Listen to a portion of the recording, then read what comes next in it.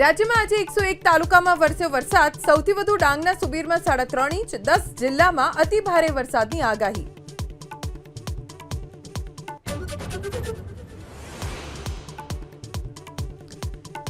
ઉપરવાસમાં વરસાદથી નવસારીમાં પૂર્ણા નદીની જળસપાટીમાં સતત વધારો. ભયજનક સપાટીથી માત્ર 3 ફૂટ દૂર.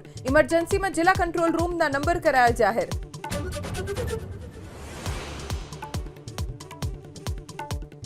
હિમાચલ પ્રદેશમાં ભારે વરસાદ અને પૂરથી તબાહી. મંડીમાં વાદળ ફાટતા 15 લોકોના મોત, 34 લોકો ગુમ.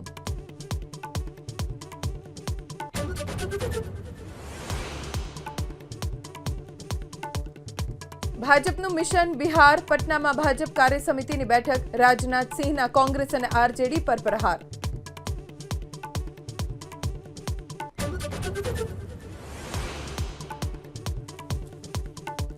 યુપીમાં કાવડ યાત્રા પહેલા રાજકીય યુદ્ધ. નેમ પ્લેટ વિવાદ પર એસટીએસનો આરોપ. નામ પૂછીને હત્યા કરનારા આતંકવાદીઓ અને નેમ પ્લેટ લગાવનારાઓ વચ્ચે શું તફાવત?